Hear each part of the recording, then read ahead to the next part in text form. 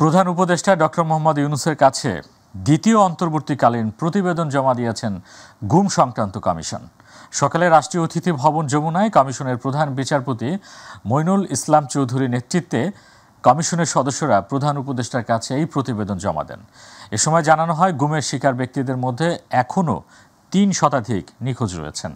এছাড়া কেউ ৭ বছর নিখোঁজ থাকলে তাকে মৃত বলে ধরে নেওয়া হয়। প্রচলিত এমন আইন সংশোধন করে ৫ বছর করার সুপারিশ করা হয়েছে। আতিকুর রহমান তিতাসের রিপোর্ট। প্রধান উপদেষ্টা ডক্টর মোহাম্মদ ইউনূসের কাছে দ্বিতীয় ইন্টারিম রিপোর্ট জমা দিয়েছে গুম সংক্রান্ত তদন্ত কমিশন। বুধবার বেলা ১১টায় রাষ্ট্রীয় অতিথি ভবন যমুনায় কমিশন প্রধান বিচারপতি মইনুল ইসলাম চৌধুরীর নেতৃত্বে কমিশনের সদস্যরা প্রধান উপদেষ্টার কাছে প্রতিবেদন জমা দেন। প্রতিবেদন জমা দেওয়ার পর প্রধান উপদেষ্টা বলেন, প্রতিবেদনটি ওয়েবসাইট ও বই আকারে প্রকাশের ব্যবস্থা করতে হবে। এটি ঘিরে শুধু বাংলাদেশ নয়, বৈশ্বিকভাবেও আগ্রহ রয়েছে। এ সময় কমিশন সদস্যরা জানান, অভিযোগের সংখ্যা ৩,৫০০ ছাড়িয়ে যেতে পারে। গুমের শিকার ব্যক্তিদের মধ্যে এখনও ৩ শতাধিক ব্যক্তি নিখোঁজ রয়েছেন বলেও জানান তারা। পরে কমিশন প্রধান বলেন, বিদ্যমান আইনে কেউ ৭ বছর নিখোঁজ থাকলে তাকে মৃত বলে ধরে নেওয়ার সুযোগ রয়েছে। আইন সংশোধন করে এটিকে ৫ বছর করার সুপারিশ করেন তিনি। এদিকে দুপুরে ফরেন সার্ভিস একাডেমিতে এ সংক্রান্ত ব্রিফিংয়ে প্রধান উপদেষ্টার প্রেস সচিব বলেন, গুমের সাথে যারা জড়িত তাদের বিচার দেশের মাটিতেই হবে। তদন্তগুলো যারা করছেন খুবই সিরিয়াসলি তদন্ত হচ্ছে। প্রত্যেকটা লোককে যতক্ষণ না খুঁজে বের করা হচ্ছে কোথায় তাকে কি মেরে ফেলা হয়েছে নাকি, বা তার মেরে ফেলা হলে তার কবরটা কোথায়, যতদিন না আমরা জানছি, আমরা গুম কমিশন সেই বিষয়ে কাজ করছে। যারা যারা এই গুমের সাথে জড়িত তাদের বিচার বাংলাদেশের মাটিতে হবে। এখন থেকে ভুল সংবাদ প্রকাশ করে মানুষকে বিভ্রান্ত করলে সরকার আইনানুগ ব্যবস্থা নেবে বলেও জানান প্রধান উপদেষ্টার উপপ্রেস সচিব আবুল কালাম আজাদ মজুমদার। যারাই এখন থেকে ভুল সংবাদ প্রকাশ করবেন বা বিভ্রান্তিকর প্রকাশ করবেন, যেগুলো আমাদের মানুষকে বিভ্রান্ত করবে, সরকার তাদের বিরুদ্ধে প্রয়োজনীয় আইনানুগ ব্যবস্থা গ্রহণ করবে। আতিকুর রহমান তিতাস, মাই টিভি। শেখ মুজিবুর রহমান ও জাতীয় ৪ নেতার মুক্তিযোদ্ধা স্বীকৃতি বাতিল করার খবরটি সঠিক নয় বলে জানিয়েছেন মুক্তিযুদ্ধ বিষয়ক উপদেষ্টা ফারুকী আজম। সচিবালয় সাংবাদিকদের প্রশ্নের জবাবে তিনি জানান, মুজিবনগর সরকারে যারা ছিলেন তারাও মুক্তিযোদ্ধা হিসেবে বিবেচিত হবে। তবে ওই সরকারের কর্মকর্তা কর্মচারীরা, স্বাধীন বাংলা বেতার কেন্দ্র সহ কূটনীতিকরা সহযোগী মুক্তিযোদ্ধা হিসেবে বিবেচিত হবেন বলেও জানান মুক্তিযুদ্ধ বিষয়ক উপদেষ্টা। আরও জানাচ্ছেন রাকিব হাসান। শেখ মুজিবুর রহমান, সৈয়দ নজরুল ইসলাম, তাজউদ্দিন আহমেদ সহ ১৯৭০ সালের নির্বাচনে বিজয়ী ৪ শতাধিক রাজনীতিবিদের মুক্তিযোদ্ধার স্বীকৃতি বাতিল হয়ে গেছে। জাতীয় মুক্তিযুদ্ধ কাউন্সিল অধ্যাদেশে এসব নেতাদের পরিচয় মুক্তিযুদ্ধের সহযোগী হিসেবে নির্ধারণ করা হয়েছে। বিভিন্ন গণমাধ্যমে প্রকাশিত এমন সংবাদটি সঠিক নয় বলে দাবি করেছেন মুক্তিযুদ্ধ বিষয়ক উপদেষ্টা ফারুকী আজম। তিনি জানান, অধ্যাদেশে মুজিবনগর সরকারকে মুক্তিযোদ্ধার স্বীকৃতি দেওয়া হয়েছে। এটা সঠিক নয়। সঠিক নয় এই অর্থে যে এখানে সুস্পষ্টভাবে লেখা আছে প্রবাসী বাংলাদেশ সরকার, মুজিবনগর সরকার, যেটা মুজিবনগর সরকার লেখা আছে, মুজিবনগর সরকার ও উক্ত সরকার কর্তৃক স্বীকৃত অন্যান্য বাহিনী তারা সবাই মুক্তিযোদ্ধা হবেন। তার মানে মুজিবনগর সরকার ইটসেলফ এবং তার দ্বারাই স্বীকৃত অন্যান্য সকল বাহিনী যারা সশস্ত্রভাবে যুদ্ধ করেছে তারা সবাই মুক্তিযোদ্ধা হবেন। তাহলে মুজিবনগর সরকারের মধ্যে কে ছিলেন? শেখ মুজিবুর রহমান ছিলেন, সৈয়দ নজরুল ইসলাম সাহেব ছিলেন, তাজউদ্দিন সাহেব ছিলেন, মনসুর আলী সাহেব ছিলেন, কামরুজ্জামান সাহেব ছিলেন, খন্দকার মুস্তাক সাহেব ছিলেন। এরা সবাই মুক্তিযোদ্ধা। সচিবালয় সাংবাদিকদের প্রশ্নের জবাবে ফারুকী আজম বলেন, বিষয়টি নিয়ে ভুল তথ্য ছড়ানো হয়েছে। মুজিবনগর সরকারের জাতীয় ও প্রাদেশিক পরিষদের জনপ্রতিনিধি ও কর্মকর্তা কর্মচারীদের মুক্তিযুদ্ধের সনদ বাতিল করে সহযোগী মুক্তিযোদ্ধা করা হয়েছে। মুক্তিযুদ্ধকে সফল করার জন্য নানান ক্ষেত্রে আমাদের বিদেশে এবং দেশের অভ্যন্তরে যারা সহযোগিতা করেছেন, কাজ করেছেন, যারা সশস্ত্র ছিলেন না কিন্তু কাজে যুক্ত ছিলেন, তারা সহযোগী মুক্তিযোদ্ধা হিসেবে ডেজিগনেট হবেন। ভুয়া মুক্তিযোদ্ধাদের বাদ দিয়ে একটি সঠিক তালিকা খুব শীঘ্রই প্রকাশ করা হবে বলেও জানান মুক্তিযুদ্ধ বিষয়ক এই উপদেষ্টা। আমরা যাচাই বাছাইতে যখন যাব তখন একটা ইন্ডেমনিটি সরকারের দেওয়ার ইচ্ছা আছে। যারা অমুক্তিযোদ্ধা হয়েও যারা মুক্তিযোদ্ধা তালিকাভুক্ত হয়েছেন তারা যেন চলে যান। রাকিব হাসান, মাই টিভি, ঢাকা। নির্বাচনী প্রতীক দাড়িপাল্লা সহ বাংলাদেশ জামায়াত ইসলামের নিবন্ধন ফিরিয়ে দেওয়ার সিদ্ধান্ত হয়েছে বলে জানিয়েছে নির্বাচন কমিশনার অবসরপ্রাপ্ত ব্রিগেডিয়ার জেনারেল আবুল ফজল মোহাম্মদ সানাউল্লাহ।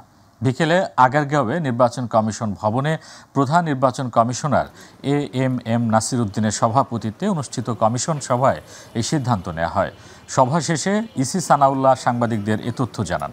এদিকে ইশরাক হোসেনের শপথের বিষয়ে এক প্রশ্নের জবাবে তিনি জানান, গেজেট প্রকাশ ছাড়া এক্ষেত্রে নির্বাচন কমিশনের আর কিছুই করার নেই।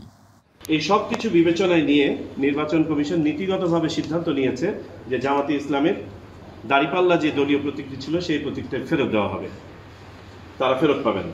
অর্থাৎ তারা তাদের দলীয় নিবন্ধন এবং দলীয় প্রতীক দুটি ফেরত পাবেন।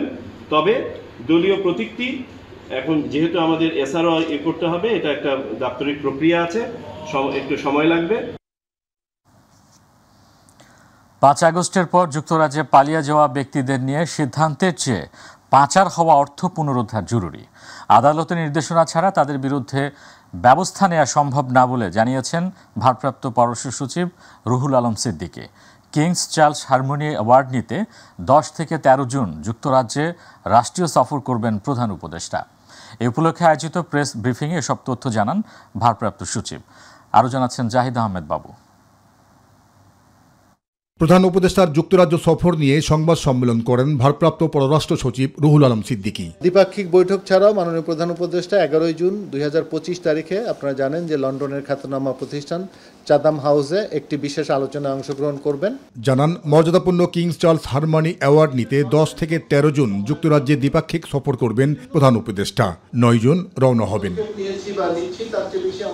দুদেশের সম্পর্ক উন্নয়নে সফরটি গুরুত্বপূর্ণ হলেও জোর দেওয়া হবে পাচারকৃত অর্থ পুনরুদ্ধারে। এ বিষয়ে সাহায্য চাওয়া হবে যুক্তরাজ্যের। তাই তো সফরসঙ্গী হবেন বাংলাদেশ ব্যাংকের গভর্নর এবং দুদক মহাপরিচালক।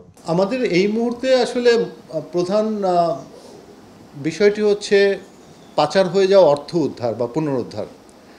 আমরা ব্যক্তির বিষয়ে যত না বেশি পদক্ষেপ নিয়েছি বা নিচ্ছি, তার চেয়ে বেশি আমাদের পাচার হয়ে যাওয়া অর্থ উদ্ধার করাটাই বেশি জরুরি আমরা মনে করছি।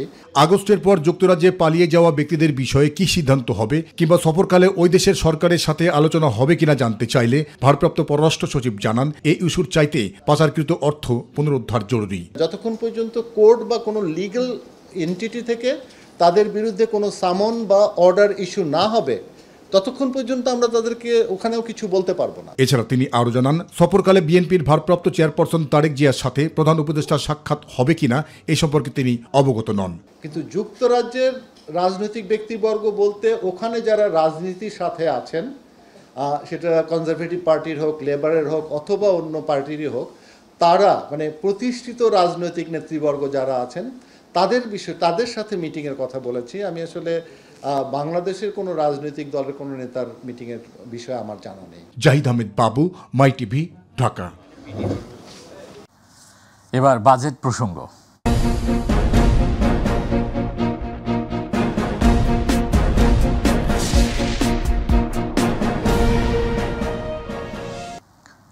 রাজনৈতিক দলগুলোর সাথে আলোচনা না করে বাজেট প্রণয়ন করা তা একমুখী, অংশগ্রহণহীন ও গতানুগতিক ধারার বলে দাবি করেছেন বিএনপির স্থায়ী কমিটির সদস্য আমির খসরু মাহমুদ চৌধুরী। সকালে বাজেট প্রতিক্রিয়ায় তিনি দাবি করেন। খসরু বলেন, নির্বাচনের সুনির্দিষ্ট রোডম্যাপ না থাকায় রাজনৈতিক অনিশ্চয়তার কারণে বিনিয়োগকারীরা ভরসা পাচ্ছে না, তাই ডিএফআই নাই বললেই চলে। ইউসুফ আলী রিপোর্টে বিস্তারিত। 2025-26 অর্থবছরের অন্তর্বর্তীকালীন সরকারের ঘোষিত বাজেটের আনুষ্ঠানিক প্রতিক্রিয়া জানাতে গুলশানে চেয়ারপারসনের কার্যালয়ে সংবাদ সম্মেলনের আয়োজন করে বিএনপি। 25-26 অর্থবছরের বাজেট একটি গুরুত্বপূর্ণ আর্থিক পরিকল্পনা। দলের স্থায়ী কমিটির সদস্য আমির খসরু মাহমুদ চৌধুরী বলেন, ফ্যাসিবাদ বিরোধী আন্দোলনে অংশ নেওয়া দলগুলোর সাথে আলোচনা করে বাজেট প্রণয়ন করা হলে সমন্বিত অর্থনৈতিক দৃষ্টিভঙ্গির প্রতীক হতো। আমরা প্রত্যাশা করেছিলাম অন্তর্বর্তীকালীন সরকার আন্দোলনকারী রাজনৈতিক দলের সাথে আলোচনা করে ন্যূনতম জাতীয় ঐক্যমত্য স্থাপনের মাধ্যমে বাজেট প্রণয়ন করবে। যেহেতু সংসদ নাই, অন্তর্বর্তীকালীন সরকার চাইলে সমাজের বিভিন্ন শ্রেণী পেশার মানুষের মতামত নিতে পারত, তাহলে বাজেট একটি সমন্বিত অর্থনৈতিক দৃষ্টিভঙ্গির প্রতীক হতো। তিনি বলেন, বাজেটে অর্থনৈতিক কাঠামোর দুর্বলতাগুলো সমাধানে সুস্পষ্ট রূপরেখার প্রয়োজন ছিল। ব্যবসা পরিচালনার ব্যয় কমানো, আমলাতান্ত্রিক জটিলতা হ্রাস ও কস্ট অফ ডুইং বিজনেস কমানোর কোনো নির্দিষ্ট পরিকল্পনা না থাকায় উদ্যোক্তারা অনিশ্চিত প্রতিকূল পরিবেশের মুখোমুখি হবে। নির্বাচনের সুনির্দিষ্ট রোডম্যাপ না থাকায় রাজনৈতিক অনিশ্চয়তার কারণে বিনিয়োগকারীরা ভরসা পাচ্ছেন। বিএনপি ক্ষমতায় গেলে জনকল্যাণমুখী বাজেট প্রণয়নের পাশাপাশি প্রথম 6 মাসে কি করা হবে তার পরিকল্পনাও তুলে ধরেন আমির খসরু মাহমুদ চৌধুরী। অর্থনৈতিক স্থিতিশীলতা ফিরিয়ে আনা, মানুষের আস্থা অর্জন, ভবিষ্যতের জন্য দৃঢ় ভিত্তি গড়তে প্রয়োজন স্বচ্ছ, অংশগ্রহণমূলক, উদ্ভাবনী অর্থনৈতিক পরিকল্পনা। ইউসুফ আলী, মাই টিভি, ঢাকা। গণসংহতি আন্দোলনের প্রধান সমন্বয়কারী জুনায়েদ সাকি বলেছেন, বাজেটের ধরন বিগত ফ্যাসিস্ট সরকারের মতো সনাতন পদ্ধতির, যা আমলাতান্ত্রিক বাজেট। মানুষকে হতাশ করেছে পুরনো বাজেট কাঠামো। দুপুরে বাজেট পর্যালোচনা সংবাদ কেন্দ্রীয় কার্যালয়ে আনুষ্ঠানিক সংবাদ সম্মেলনে তিনি এসব কথা বলেন। তিনি আরও বলেন, গণঅভ্যুত্থানের পর প্রধান উপদেষ্টা বিনিয়োগ বাড়ানোর ক্ষেত্রে প্রতিবন্ধকতা তৈরি করবে। নিম্নআয়ের মানুষ করের আওতামুক্ত থাকা উচিত ছিল। বর্তমান অন্তর্বর্তী সরকারের বাজেট আশানুরূপ হয়নি বলেও মন্তব্য করেন জুনায়েদ সাকি। বিচার সংস্কার ও নির্বাচনের রোডম্যাপ ঘোষণা করার দাবিও জানান তিনি। তার মধ্যে উৎপাদক শ্রেণী আছে, উদ্যোক্তা শ্রেণী আছে এবং সমাজের অন্যান্য অংশীজনেরা আছেন, স্টেক হোল্ডাররা আছেন। তাদের সাথে একটা আলাপ আলোচনা, জবাবদিহিতার জায়গাতে সরকারকে যাওয়া দরকার। ফলে আমরা এটা প্রথম দাবি করব যে এই বাজেট সেই বাজেটের একটা শুনানির মতো হওয়া উচিত। এই বাজেটকে যাতে সমস্ত রাজনৈতিক দলের সামনে অর্থ উপদেষ্টা সহ তার যারা এর সাথে যুক্ত ছিলেন প্রত্যেকেই তারা তাদের যুক্তিতর্ক উপস্থাপন করেন। রাজনৈতিক দলগুলো তারা বিভিন্ন ভাবে তাদের যুক্তিতর্ক উপস্থাপন করবেন। ঈদের দীর্ঘ ছুটিতে দেশের অর্থনীতিতে কোনো প্রভাব পড়বে না বলে দাবি করেছেন অর্থ উপদেষ্টা ডক্টর সালেউদ্দিন আহমেদ। সচিবালয় মন্ত্রিপরিষদ বিভাগের সম্মেলন কক্ষে অনুষ্ঠিত সরকারি ক্রয় সংক্রান্ত উপদেষ্টা পরিষদের বৈঠক শেষে একথা জানান তিনি।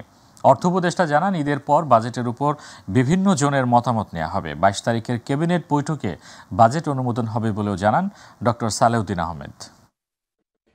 শিবির হওয়ার কোনো ইস্যু নাই। ব্যবসায়ীরা তাদের মতো ব্যবসা করবে। ব্যাংক, বাংলাদেশ ব্যাংক অলরেডি বলেছে কোন দিন ব্যাংক খোলা থাকবে এবং হাটে, গরুর হাটে কীভাবে তার প্রভিশন ইস্যু করবে। আমার তো এরকম হলিডে, পৃথিবীর অন্য আরও বেশি হলিডে থাকে। ক্রিসমাসের সময় ওদের 20-25 দিন হলিডে থাকে। নেপালে আপনার দুর্গাপুজোর সময় 1 মাস হলিডে থাকে। দেশ চলে না, অতএব চলবে কোনো রকম বিরূপ বিষয়কতা। আর ইতিমধ্যে আমরা বাজেট তো দিয়ে দিয়েছি।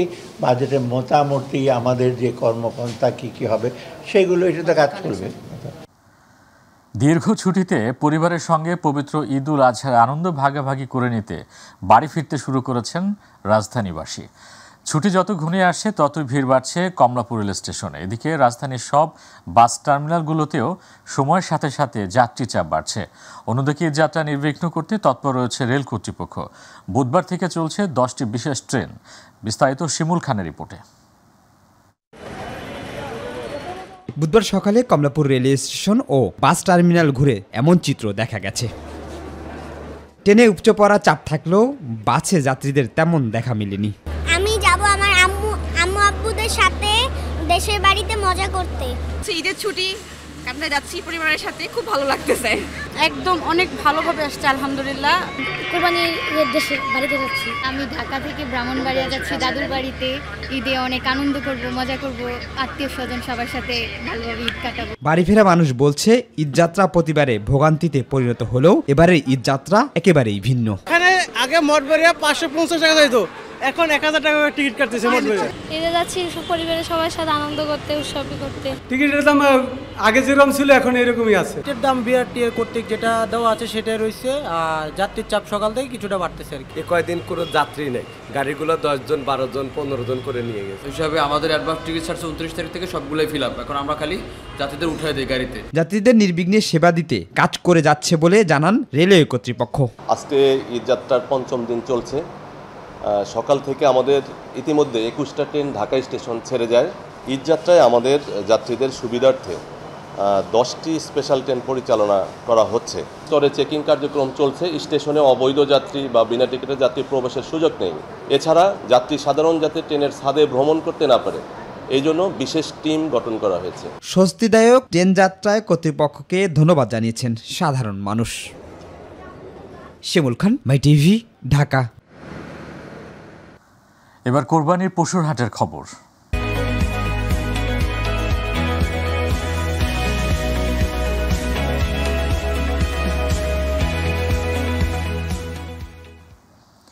রাজধানীর কোরবানির পশুর হাটগুলোতে জমে উঠতে শুরু করেছে।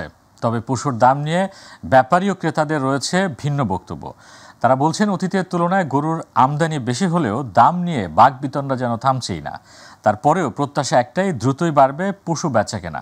মমিন হোসেনের ক্যামেরায় আবু সাইদ উপর রিপোর্টে বিস্তারিত। পবিত্র ঈদুল আজহাকে সামনে রেখে জমতে শুরু করেছে রাজধানীর কোরবানির পশুর হাটগুলো। প্রতিদিন দেশের বিভিন্ন প্রান্ত থেকে ট্র্যাকে ট্র্যাকে পশু আসলেও বেচা বিক্রি নেই বললেই চলে। ফুটপাত থেকে শুরু করে অলিগলি যেন পশুর হাট। ক্রেতারা আসছেন, তবে দামের হিসেব নিকেশে বনিবনা না হয় যাচ্ছেন এক হাট থেকে অন্য হাটে। দামটা একটু মনে করেন একটু উচ্চ দাম, একটু বেশি দামে লাগতেছে আমাদের কাছে, কেননা কালকের থেকে আমি করতেছি গরু কিনা লাগে কিন্তু কিনতে পারতেছি না। পর্যাপ্ত পরিমাণে গরু আছে, দামটা অ্যাকুরেট আইডেন্টিফাই করা যাচ্ছে না, কারণ যেহেতু দুই পক্ষ এখনো কিনার আবার ছাড়ার মন এক হয়নি। গরু ছাড়তেছে না, কিন্তু গরুর দাম অনেক চাচ্ছে।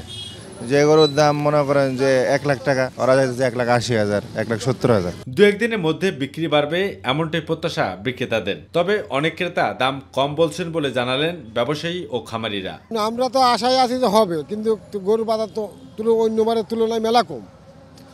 15টা গরু নিয়েছি, এখন একটা বেশি নাই। এখন আমরা আনছি আশা করে, কিন্তু আমরা গরুগুলা সঠিক মূল্য পাচ্ছি না। এবার উত্তর ও দক্ষিণ সিটি কর্পোরেশনে 19টি পশুর হাট বসেছে। সার্বিক নিরাপত্তায় তৎপর রয়েছে আইনশৃঙ্খলা বাহিনীও। গেল কয়েক বছরের চেয়ে এবার বিভিন্ন বাজারে পশুর সমাগম বেশি থাকার কারণে ক্রেতা এবং বিক্রেতাদের মধ্যে দাম নিয়ে বাকবিতণ্ডা যেন পিছু ছাড়ছে না। তাদের প্রত্যাশা একটাই, তাদের সাধ্যের মধ্যে থেকে আল্লাহর সন্তুষ্টি লাভের আশায় তারা যেন কোরবানি দিতে পারেন, এমনটাই প্রত্যাশা ছিল সবার মুখে মুখে। Abu Saeed, my TV, Dhaka. Attorney general Asaduzzaman বলেছেন, আওয়ামী লীগের পথে হাঁটলে ইতিহাস কাউকে ক্ষমা করবে না। আওয়ামী লীগ গুণ, খুন, মামলাবাজি, টেন্ডার বাণিজ্য ও নির্বাচন ব্যবস্থাকে ধ্বংসের মাধ্যমে ফ্যাসিবাদ কায়েম করেছিল। আওয়ামী লীগ আজ হারিয়ে গেছে। দুপুরে ঝিনাইদহে জুলাই আন্দোলনের যোদ্ধাদের সম্মাননা অনুষ্ঠানে প্রধান অতিথির বক্তব্যে কথা বলেন তিনি। বৈষম্য বিরোধী ছাত্র আন্দোলনের নেতাদের উদ্দেশ্যে অ্যাটর্নি জেনারেল বলেন, আপনাদের কথায় যদি কোনো রাজনৈতিক দলগুলোর মধ্যে বিভেদ সৃষ্টি হয় তাহলে তা হবে দুঃখজনক। সেটা হবে লক্ষ্যে যাওয়ার পথের একটি প্রতিবন্ধকতা। তাই সকলকে ঐক্যবদ্ধ থাকার আহ্বান জানান তিনি। আওয়ামী লীগ যে লুটপাটের সাথে জড়িত হয়ে পড়েছিল, আওয়ামী লীগ যে দখলদারির সাথে জড়িত হয়ে পড়েছিল, আপনারা সেই পথে যদি কেউ হাঁটেন, সেই পথ কিন্তু অন্ধকার পথ, কানাগলি পথ, সেখানে হারিয়ে যাবেন, যেমন হারিয়ে গেছে এইখানে আওয়ামী লীগের অজস্র নেতাকর্মী। কোরবানি উপলক্ষে সাভার চামড়া শিল্প নগরীর ট্যানারিগুলো চামড়া সংগ্রহ ও সংরক্ষণের জন্য এখন পুরোপুরি প্রস্তুত। এবছর 1,05,00,000 পশুর চামড়া সংগ্রহের লক্ষ্যমাত্রা নির্ধারণ করে কারখানাগুলোতে পরিষ্কার পরিচ্ছন্নতা সহ বাড়তি কর্মী নিয়োগ প্রক্রিয়া সম্পন্ন করেছে কর্তৃপক্ষ। সাভারের ট্যানারি ঘুরে প্রতিনিধি আসাদুজ্জামান খায়রুলের রিপোর্ট। প্রতি বছরের মতো এবারও কোরবানির ঈদ ঘিরে চামড়া সংরক্ষণে ব্যাপক আয়োজন ট্যানারি শিল্পনগরীর 142টি কারখানায়। বছরের 60 থেকে 70 ভাগ চামড়া আসে ঈদকে কেন্দ্র করে। কাঁচা চামড়া সংগ্রহ থেকে শুরু করে চামড়া প্রক্রিয়াজাত ও রপ্তানি করতে শেষ মুহূর্তের প্রস্তুতি গ্রহণ করেছে বিভিন্ন ইউনিটের শ্রমিকরা। এখন শুধু চামড়া সংগ্রহের পালা। আমরা ট্যানারিগুলো মোটামুটি প্রস্তুত। আমাদের এখানে যে সিজনাল যে শ্রমিক থেকে আরম্ভ করে আনুষঙ্গিক যে কেমিক্যাল, লবণ সবকিছুই আমাদের প্রস্তুত আছে। ঈদে প্রচুর চামড়া আসবে, তাই পরিষ্কার পরিচ্ছন্নতা সহ ট্যানারির মেশিনগুলো চালিয়ে দেখে নিচ্ছেন শ্রমিকরা। কুরবানি উপলক্ষে আমরা মোটামুটি ব্যস্ত সময় পার করতেছি। ঈদ উপলক্ষে আমাদের নিয়োগ দেওয়া হয়েছে, কাজ প্রস্তুতি করছি এখন আমরা। সবকিছু ঠিক থাকলেও সরকারের কাঁচা ওয়েট ব্লু চামড়া রপ্তানির সিদ্ধান্তে চিন্তার ভাঁজ পড়েছে ট্যানারি মালিকদের কপালে। লেদার সেক্টরের মোট রপ্তানি 30 থেকে 40% কম হবে। নতুন প্রেক্ষাপটে সরকারের নতুন কিছু সিদ্ধান্তে এ শিল্প নতুনভাবে শুরু হবে বলে আশা করছেন বিশিষ্টজনরা। সরকারি উদ্যোগ হয়তো আগামী চামড়া শিল্পে একটা সুস্থতা ফিরিয়ে আনার লক্ষ্যে কার্যকর ভূমিকা রাখবে বলে আমাদের বিশ্বাস। চামড়া প্রক্রিয়াকরণে মাদ্রাসাগুলোতে এবার সরকারের ফ্রি লবণ দেওয়ার নতুন সিদ্ধান্তকে সাধুবাদ জানিয়েছেন মাদ্রাসা কর্তৃপক্ষ সহ সাধারণ মানুষ। এই উদ্যোগকে আলেম ওলামারা খুব সুন্দরভাবে স্বাগত জানিয়েছে এবং তারা অত্যন্ত আনন্দিত। সরকার যে উদ্যোগ নিছে চামড়ার ব্যাপারে, এই জন্য আমরা জনগণ স্বতঃস্ফূর্তভাবে এটা আনন্দিত। আমাদের উপদেষ্টা পরিষদদেরকে আমরা আন্তরিকভাবে ধন্যবাদ মোবারকবাদ জানাচ্ছি। ঈদ পরবর্তী চামড়া প্রক্রিয়াজাত করতে পরিপূর্ণ প্রস্তুতি গ্রহণ করেছে সাভারের ট্যানারি শিল্পনগরী এবং এই শিল্পনগরীকে কেন্দ্র করে নতুন প্রেক্ষাপটে সরকার নতুন কিছু সিদ্ধান্ত নিয়েছে, যে সিদ্ধান্তর সাধুবাদ জানিয়েছে সাধারণ জনগণ। তবে মিশ্র প্রতিক্রিয়া দেখিয়েছে ট্যানারি মালিকরা। আসাদুজ্জামান খায়রুল, মাই টিভি, সাভার। এই সরকারের মেয়াদকালে শিক্ষা কমিশন করা সম্ভব নয় বলে জানিয়েছেন শিক্ষা উপদেষ্টা CR আবরার। সচিবালয়ে সাংবাদিকদের সাথে মতবিনিময়কালে তিনি জানান, শিক্ষা কমিশন গঠন করা সময় সাপেক্ষ ব্যাপার। তবে শিক্ষা খাতের উন্নয়নে সরকার সর্বোচ্চ চেষ্টা করবে বলেও জানান শিক্ষা উপদেষ্টা। অন্তর্বর্তী সরকার নতুন কারিকুলাম শুরু করে দিয়ে যাবে বলেও জানান CR আবরার। এটা একটা সময় সাপেক্ষ ব্যাপার এবং এখানে গঠন প্রক্রিয়া কি দাঁড়াবে সেগুলো নিয়ে আলাপ আলোচনার ব্যাপার। কাজেই শিক্ষা কমিশন এই সরকারের জন্য ওই এখন বর্তমান পর্যায়ে as we speak পরিবারের সাথে ঈদুল আজহা উদযাপন আর আনন্দ ভাগাভাগি করতে রাজধানীর সদরঘাট লঞ্চ টার্মিনালে ছিল ঘরমুখ মানুষের উপচে পড়া ভিড়। সড়ক রেলপথের মতো শেকড়ের টানে নদীপথেও যাত্রা করছেন রাজধানীবাসী। বৃহস্পতিবার থেকে টানা 10 দিনের ঈদের ছুটি শুরু, তাই শেষ দিনের অফিস শেষ করেই বিকেল থেকে সদরঘাটের পথ ধরেন অনেকেই। SM আরিফের রিপোর্টে বিস্তারিত। ঈদুল আজহাকে সামনে রেখে দক্ষিণাঞ্চলের অন্যতম যাত্রাপথ সদরঘাটে বেড়েছে যাত্রীদের ভিড়। সবার মাঝেই গ্রামে ফেরার উচ্ছ্বাস। ঈদ উপলক্ষে অনেক মজা হবে, ঈদে আনন্দ সবার সাথে ভাগ করে নেওয়ার জন্য গ্রামে যাওয়া হচ্ছে। পদ্মা সেতুর কারণে বরিশালগামী লঞ্চে ভিড় কিছুটা কম। বাসে দীর্ঘক্ষণ বসে থাকার ক্লান্তি আর পরিবার নিয়ে ঝক্কি ঝামেলা এড়াতে যাত্রীদের বেশিরভাগই এই পথ বেছে নিয়েছেন। আমাদের নিরাপত্তা ভালো থাকে, যাত্রীরা সবাই একটু আরামসে একটু রিল্যাক্সে ঘুমাই যাচ্ছে। বাচ্চা কাচ্চা নিয়ে সুবিধা হয়, লঞ্চে শুয়ে বসে থেকে খাওয়া দাওয়া। গাড়িতে হয়তো এই জিনিসটা পাওয়া যায় না, তার জন্য আর কি লঞ্চে যাওয়ার সুবিধা আর কি। আমার যাত্রী চাপ কিছুটা বেশি ইলিশা, ভোলা, বরগুনা সহ কয়েকটি রুটে। পদ্মা সেতু হলেও স্থানীয় যোগাযোগ ব্যবস্থা উন্নত না হওয়ায় লঞ্চই ভরসা তাদের। গাড়িতে যাওয়ার পরও আমরা ওই লঞ্চে বরিশাল থেকে আবার আসা লাগবে, লঞ্চ ছাড়া উপায় নেই আমাদের। ভিড় হোক আর যাই হোক না কেন, ফ্যামিলির সাথে ঈদ করবো। যে চাহিদার কারণেই এই রুটগুলোতে বেড়েছে প্রতিযোগিতা। রুট পরিবর্তন করেছেন কয়েকটি কোম্পানিও বলে জানায় লঞ্চ কর্তৃপক্ষ। পদ্মা সেতুর পরে অবস্থা আগের মতোই, কিন্তু অন্যান্য রুটের জাহাজগুলো ইলিশা ঢুকে গেছে। ইলিশা ঢোকার কারণে, ইলিশাতে যাত্রী যাওয়ার কারণে এখানকার রুটটা একটু খারাপ হইতেছে। সামনে লঞ্চের ভবিষ্যৎ খুবই অন্ধকার এবং এটা মনে হয় না যে 4 লেন রাস্তা হইলে এটার বেশি দিন টেকবো, সর্বোচ্চ 1-2 বছর। শেষ সময়ে যাত্রী আরও বাড়বে বলে প্রত্যাশা কর্তৃপক্ষের। SM আরিফ, মাই টিভি, ঢাকা। যাব প্রবাসী সংবাদে।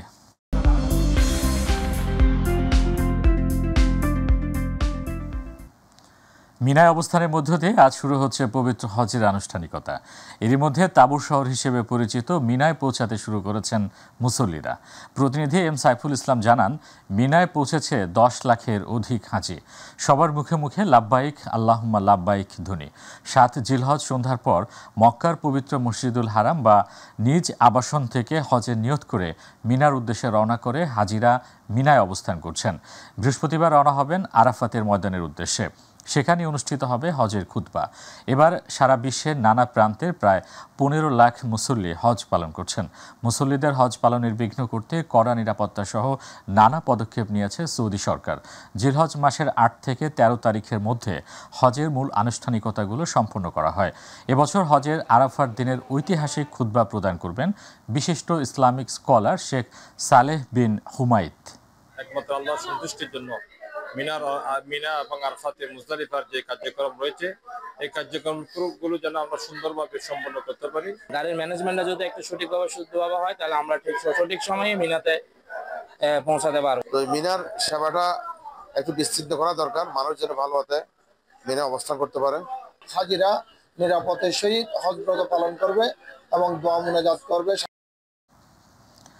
মালয়েশিয়ায় বিশ্বের রেকর্ড সৃষ্টিকারী আমেরিকান ব্রাহ্মা সহ বিভিন্ন উন্নত জাতির গরুর উৎপাদন করে তাক লাগিয়ে দিয়েছেন প্রবাসী বাংলাদেশি মালয়েশিয়ান যৌথ উদ্যোক্তা।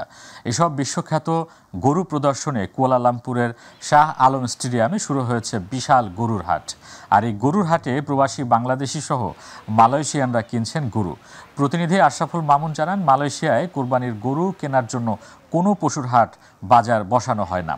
এই প্রথম কুয়ালালামপুরে গরুর হাট বসানো হয়েছে। দেশটির আইন অনুযায়ী নির্দিষ্ট মসজিদ ও খামার ছাড়া গরু জবাই নিষিদ্ধ।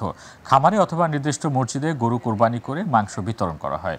এই গরুর হাটে রয়েছে Brahma cross Brahma, Belgium blue, Francis লেবুচিনি, ফিজিয়ান, ইন্দো মালয়েশিয়ান শতাধিক গরু। গরুটা দেখে এখানে নিজের গরু নিজে পছন্দ করতে পারে, এই উদ্যোগ মালয়েশিয়াতে টাইপ ব্র্যান্ড নিয়েছেন।